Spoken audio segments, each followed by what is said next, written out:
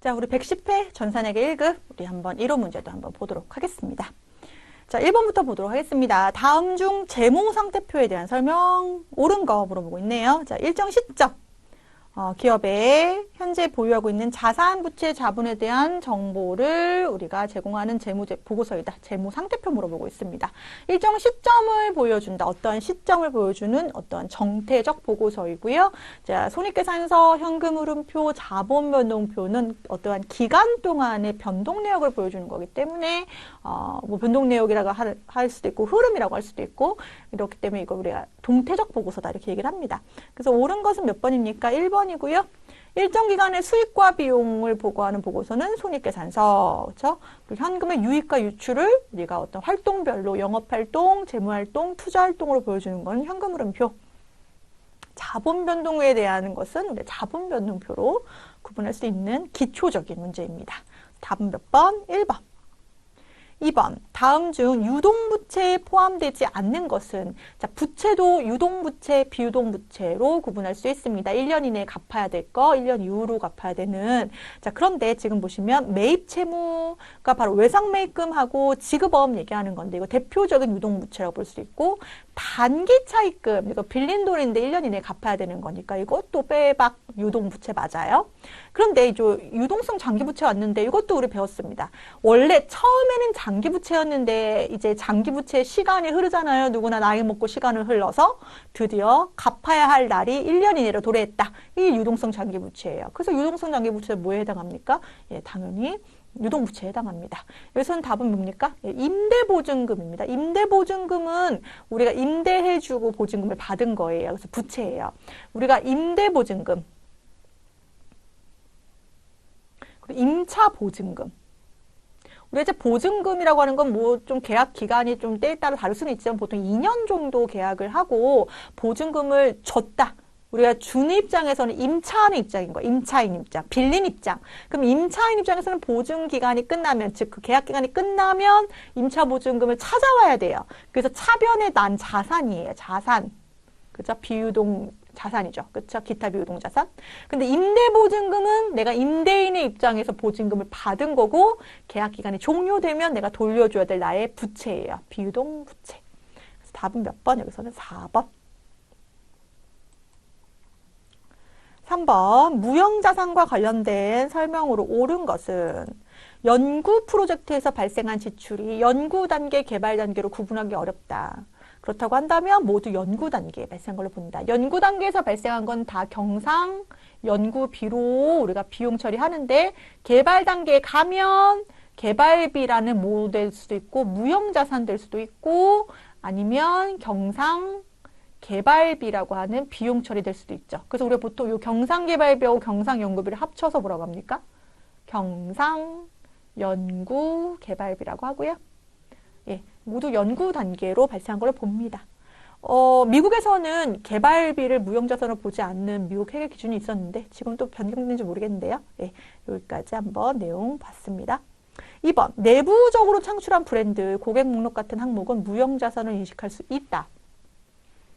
여러분들 무형자산이 뭡니까? 무형자산이 유형자산하고 굉장히 많이 유사한데 영업활동에 뭐 하면서 사용할 목적으로 장기간 사용할 목적으로 보유하는 형태가 없는 자산이 바로 무형자산인데 대표적인 예가 우리가 보통 배우는 게 이제 특허권, 뭐 소프트웨어, 뭐 산업재산권과 같은 뭐 또 뭐가 있을까요? 뭐 영업권 뭐 이런 것도 좀 우리 배우죠. 등등등이 어떠한 그 무형자산의 대표적인 내용이라고 볼 수가 있겠습니다. 그래서 어떠한 눈에 보이지 않지만 회사에서 없어서는 안 될 그러한 측면으로 보면 어떠한 그 기업의 브랜드 가치 그리고 그 기업의 충성도 높은 고객들 이것도 무형자산으로 볼 수는 있습니다. 그렇지만 회계학에서 무형자산으로 보기 위해서는 그것을 화폐 가치로, 화폐 단위로 기록해야 되기 때문에 그 내용을 예를 들어서 외부에서 돈을 주고 사왔다. 예를 들어서 경쟁업체의 고객 목록을 우리가 돈을 주고 사왔다. 그러고 무형자산이 될 수도 있습니다. 그런데 지금 여기서는 내부에서 창출했다고 되어 있기 때문에 이것을 화폐 단위로 얼마로 기록할지가 불분명하므로 무형자산으로 인식하기가 어렵습니다. 이 회계학에서의 약간의 아픈 부분입니다. 왜냐하면 기업의 가치가 이런 무형의 가치가 점점 커지는 세상에서 우리가 살고 있기 때문에 진짜 기업의 가치를 재무제표에 반영하기 위해서는 우리가 어떠한 이러한 부분에 대해서도 좀 신경을 쓸 수가 있는데 하지만 또 회계라고 하는 것이 굉장히 정확하게 신뢰성 있는 정보여야 하기 때문에 이러한 가늠하는 가치에 대해서 재무제표에 반영하기가 쉽지가 않다. 그래서 그 부분에 대해서 옳지 않다. 무형자산은 회사가 사용할 목적으로 보유하는 물적 실체가 없는 자산 맞고요. 자, 무형자산도 사용하는 기간에 걸쳐서 우리가 상각이라고 하는 것을 하는데, 자, 정률법도 사용할 수 있고요. 그쵸? 뭐, 다른 법도 사용할 수 있는데, 이제 보통 요 두 가지를 사용한다고 하는데, 함즉 방법을 우리가 정할 수 없다. 형태가 없기 때문에, 그렇다고 하면 우리가 정액법으로 생각하는 것을 원칙으로 합니다. 그래서 답은 여기서 2번. 그래서 무형자산 생각할 때는 뭐 내용연수를 20년을 넘을 수 없다. 뭐 이런 것도 배웠고, 잔존 가치는 없는 것으로 한다. 뭐 이런 것도 배웠습니다. 자, 4번. 다음 중 우리 일반 기업회 기준에 의한 수익 인식 시점. 우리 수익을 인식한다는 것은 현금을 받았는지 받지 않았는지 여부와 관계없이 우리가 무슨 시점으로 발생주의 시점으로 우리가 인식한다고 했는데요. 우리가 보통 일반적인 판매는 발생주의 시점의 수익 인식 기준이 뭐였습니까? 상품을 모아하는 시점에 인도하는 시점이다. 이런 걸 배웠어요. 그런데 이제 특수 판매에 대해서 지금 나온 거예요. 자, 위탁 판매는 무엇입니까? 직접 판매하지 않고 수탁자에게 판매를 위임한 겁니다. 그러면 위탁자, 즉 판매를 위임한 입장에서는 수탁자한테 물건 보낸 건 판매한 것이 아니고 수탁자가 최종 소비자에게 판매를 해야지 수익을 인식할 수 있겠죠. 그래서 수탁자가 위탁품을 소비자에게 판매한 시점에 인식을 해야 되는 거가 맞고요. 자, 시용 판매. 이거 우리가 조건부 판매라고 할 수도 있는데 시용 판매는 해당 판매 조건이 완료돼야지 그리고 아니면 그 소비자가 그 판매된 그 제품이나 상품에 대한 매매에 대한 매입에 대한 의사 표시를 하면 그 조건이 완료됐다라고 볼 수가 있겠죠. 그래서 인도 시점이 아니라는 겁니다. 그래서 옳지 않은 것은 몇 번? 2번. 그리고 지금 보시면 광고 제작 수수료와 수강료 이런 것들이 대표적인 뭐예요? 용역업이라는 건 어떤 서비스업, 노동력에 들어가는 것들을 얘기할 수가 있고 이것이 어떠한 관점에 따라서 진행률의 관점에 따라서 수익을 인식할 수 있다는 겁니다. 그래서 답은 여기서는 몇 번? 2번이고요. 5번. 재고자산의 단가 결정 방법 중에 매출 시점에서 해당 재고자산의 실제 취득원가를 기록하여 매출원가로 대응시킴으로써 가장 정확하게 원가 흐름을 파악할 수 있는 재고자산의 단가 결정 방법은 무엇인가? 말이 어려운데요. 자, 이게 무슨 얘기냐니까? 자, 매입을 했습니다. 우리 회사가. 이제 매입을 해서 우리 당연히 이걸 뭐합니까? 판매하죠. 매출하죠.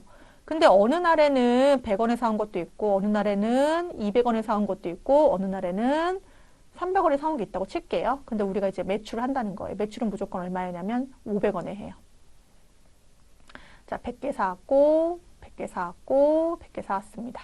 그럼 우리가 지금 몇 개가 있는데, 300개가 있는데, 300개를 팔았어요. 판매.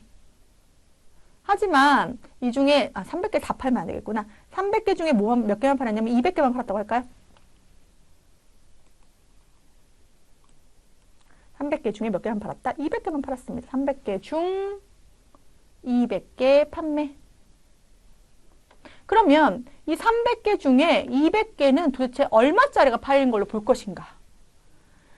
그래서 우리가 배웠던 게 선입선출법 이런 거였습니다. 선입선출법은 먼저 산 거를 먼저 팔았다고 보자. 그래서 선입선출법에서는 요 200개가 만약에 요 순서대로 샀다고 하면 요것만 먼저 팔린 걸 보는 거고. 그렇죠?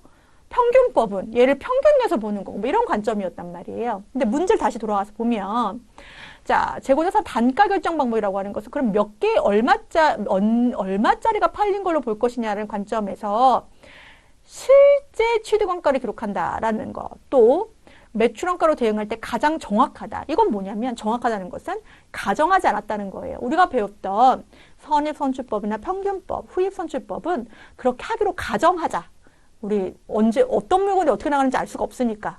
그래서 가정하는 방법이었고 가정법 얘기 설명하기 전에 뭘 얘기했었냐면 개별법이라는 걸 설명하면서 개별법은 이렇게 매입할 때마다 바코드를 다 찍어 놓거나 어쨌든 아니면 굉장히 소량의 고가품을 판매하는 경우에는 그 얼마에 매입했던 걸 얼마에 파는지가 정확하게 대응되기 때문에 가장 물량 흐름에 맞는 정확한 방법이다라고 했던 거 기억하실까요? 그래서 여기서 답은 몇 번입니까? 예, 1번 개별법입니다.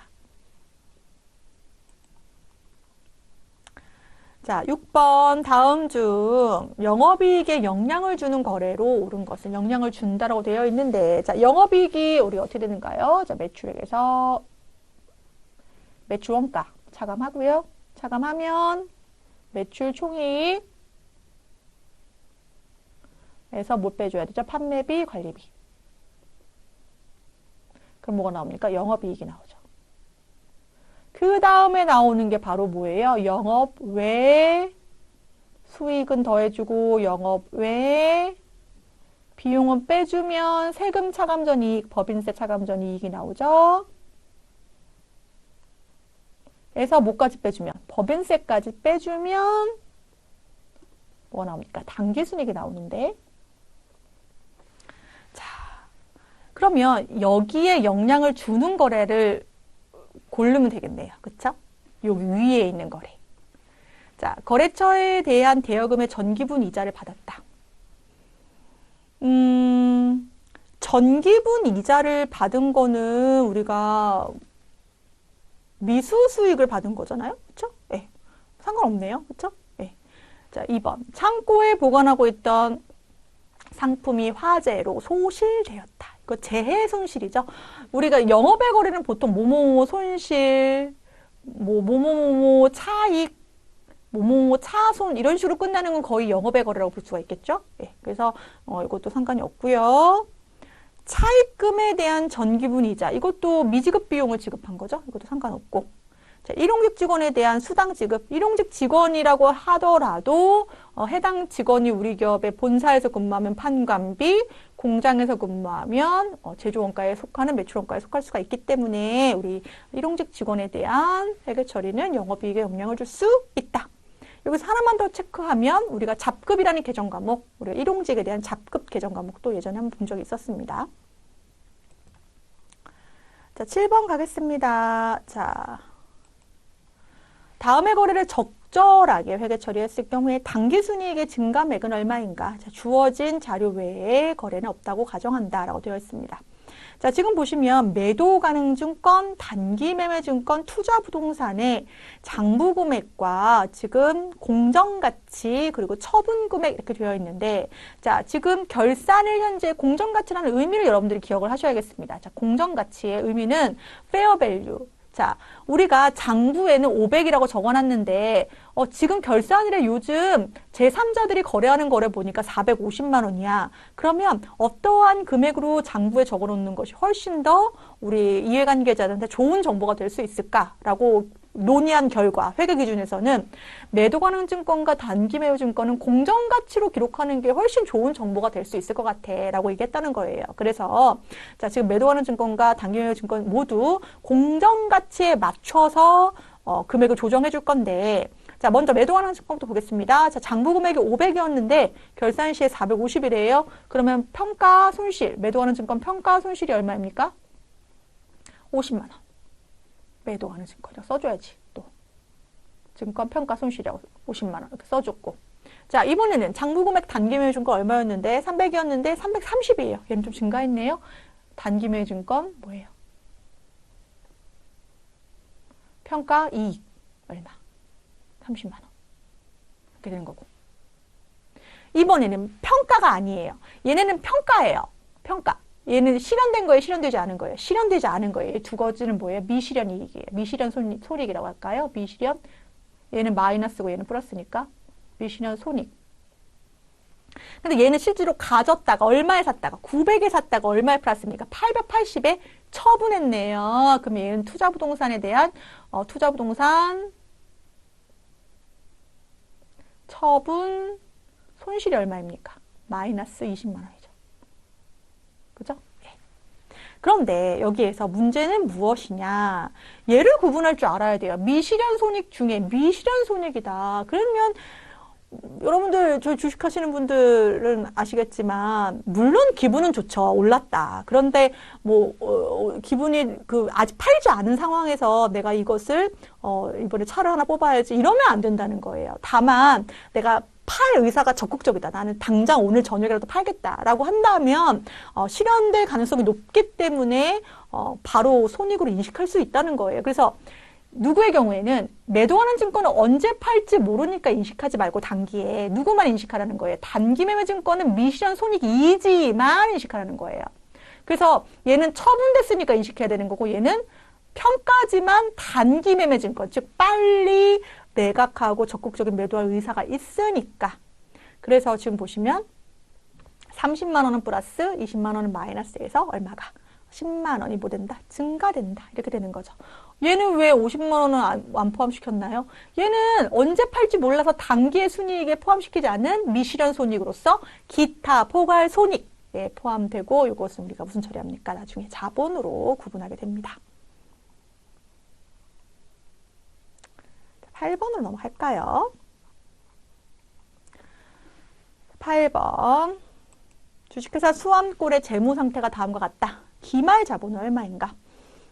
이거 기초자본 대비 기말 자본 구할 때 우리가 보통 총 수익에서 총 비용을 차감하며 뭘 구할 수 있다고 배웁니까? 단기 순이익을 구할 수 있다 이렇게 배우는데 이 단기 순이익은 자본으로 가잖아요. 그래서 우리가 기말 자본에서 뭘 빼도 기초 자본을 빼도 뭘 구할 수 있다. 단기 순이익을 동일한 단기 순이익을 구할 수 있다라고 배웁니다. 이걸 이제 손익법, 이걸 이제 재산법 이렇게 얘기하는데 자, 조금 더 들어가야 돼요. 왜냐하면 자본이라는 게 있을 때 자, 대변이 증가고 차변이 감소니까요. 기초는 이제 여기서 오는 거죠. 그럼 단기에 뭐 할 수 있어요? 증자할 수 있잖아요. 증자. 유상 증자. 그러면 당연히 증가하겠죠. 그런데 단계에 뭐 할 수도 있어요? 배당을 줄 수도 있잖아요. 그럼 감소하겠죠. 그래서 요 요인을 보면서 문제를 풀면 되겠습니다. 자, 지금 먼저 보시면 기초가 지금 자본이 얼마나 되어 있습니까? 자산하고 부채 나와 있으니까 자산에서 부채 차감하면 자본이잖아요. 여러분들 아시죠? 그러면 40만 원이 기초라는 얘기고 기말 자본은 좀 얼마인지 몰라요. 근데 단기 중에 추가 출자한 게 얼마가 있습니까? 10만 원? 증자한 게? 이익 배당한 게 얼마 있습니까? 5만 원. 그럼 단기 순이익이 얼마예요? 단기 순이익이 여기 있네요. 얼마? 20만 원? 그럼 20만 원도 무슨 요인입니까? 증가 요인이잖아요. 그렇죠? 증가 요인. 단기 순이익. 그럼 여기에서 그렇죠? 40만 원, 10만 원, 20만 원 더한 거에서 얼마 빼면? 5만 원 빼면 65만 원이 답이죠. 그래서 답은 몇 번? 4번. 이걸 한번 그려서 한번 다시 한번 체크하실게요. 9번. 다음 주 원가회계에 대한 설명이 아닌 것은 외부의 정보 이용자한테 유용한 정보를 제공하는 것이다. 이 문제 출제의 의도는 알겠습니다. 그런데 요거 자체의 명백한 답은 사실 재무회계가 맞죠. 재무회계 목적. 재무회계는 무엇입니까? 외부 정보 이용자들한테 뭐를 제공함으로써? 재무제표를 제공함으로써 우리가 그 합리적인 의사결정을 하기 위한 정보를 제공하는 것이 재무회계의 목적인데요. 사실 원가를 제대로 알아야지 뭘 작성할 수 있습니까? 재무제표를 작성할 수 있다는 측면에서는 이 문제가 그렇게 좋은 문제는 아닌 것 같습니다. 개인적으로. 네. 나머지 내용을 한번 읽어볼까요? 원가 통제에 필요한 정보를 제공하기 위한 것이고요. 원가 계산을 위한 것이고 앞으로 우리가 원가를 어느 정도 써가지고 재료 수급도 해야 되고 뭐 이런 것들도 계획할 수 있죠. 이게 이제 정확한 답이긴 한데 원가 회계를 알아야지 원가 명세서도 쓰고 정확한 재무제표를 작성할 수 있다는 측면에서는 유용한 정보로서의 원가 회계 역할도 있다 정도로 기억을 하겠습니다. 10번 원가 행태에 따른 우리 변동원가 고정원가 문제 나왔습니다. 자주 나오는 문제 유형이죠. 변동원가는 무엇입니까? 우리 변동원가는 조업도가 계속 뭐하고 있을 때? 증가하고 있을 때. 총원가는 이렇게 증가하죠. 총원가. 근데 단위당 원가는 어떻습니까? 일정하죠. 단위당 원가. 이게 무슨 원가예요? 변동원가, 변동비. 근데 고정비는 어떻습니까? 고정비는 고정원가. 자, 조업도가 계속 뭐 할 때? 증가할 때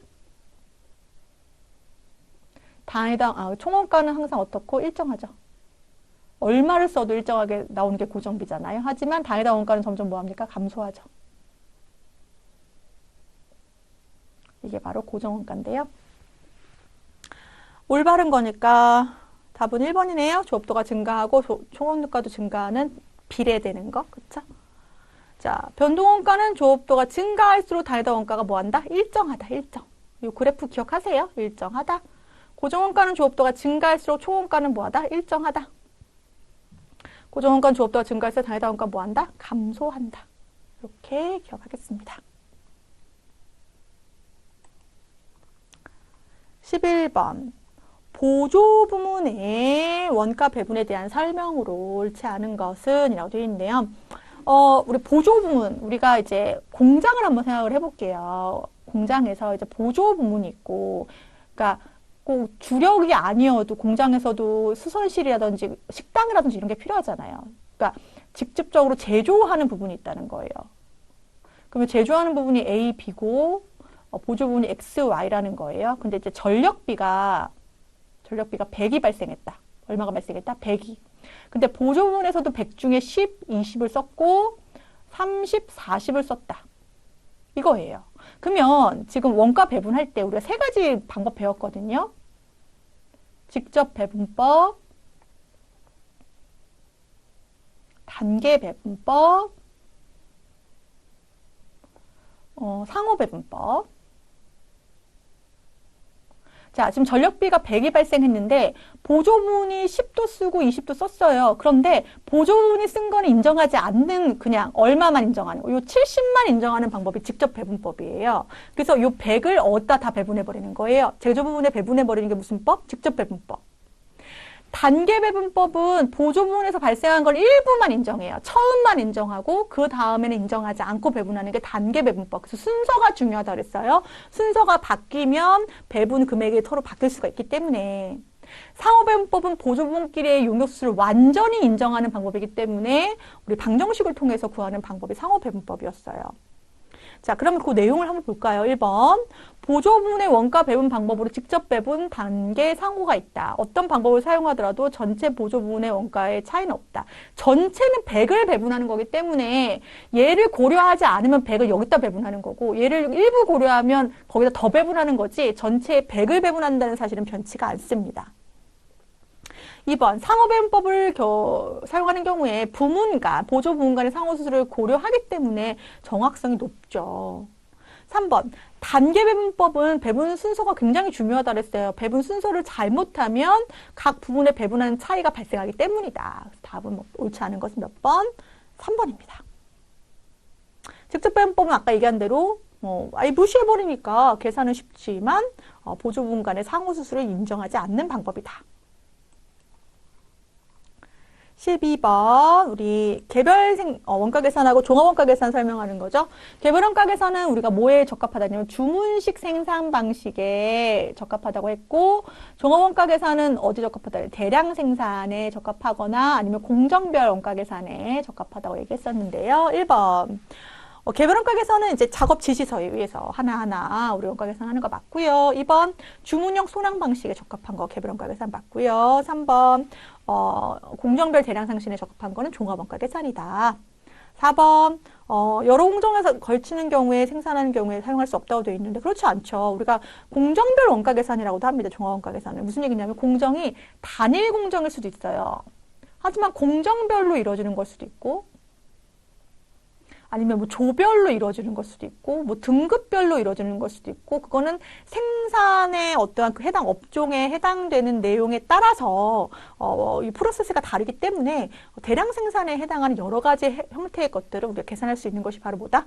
종합원가 계산이라고 볼 수가 있겠습니다.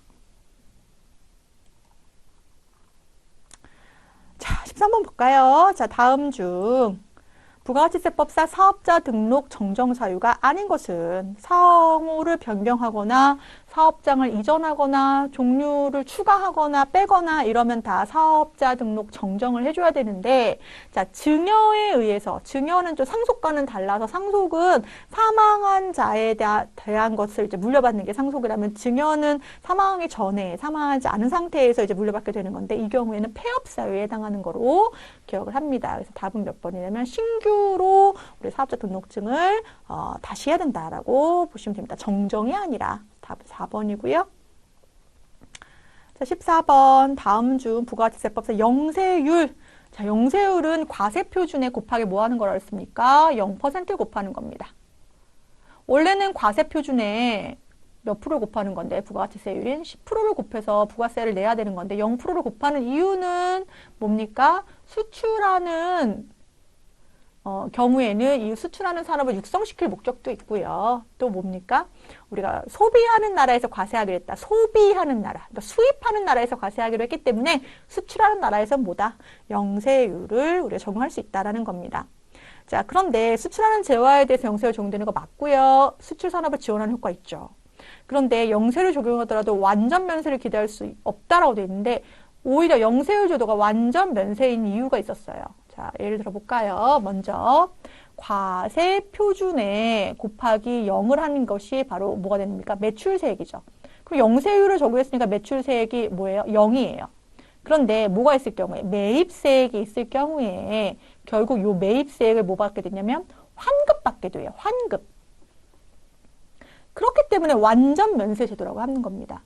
하지만 면세제도, 우리 면세제도는 말 그대로 요 과세 표준 안에 포함을 시키지 않아요. 아예. 따라서 뭐가 있다고 하더라도 매입세액이 있다고 하더라도 당연히 환급받을 수가 없습니다. 무슨 제도는? 면세제도는.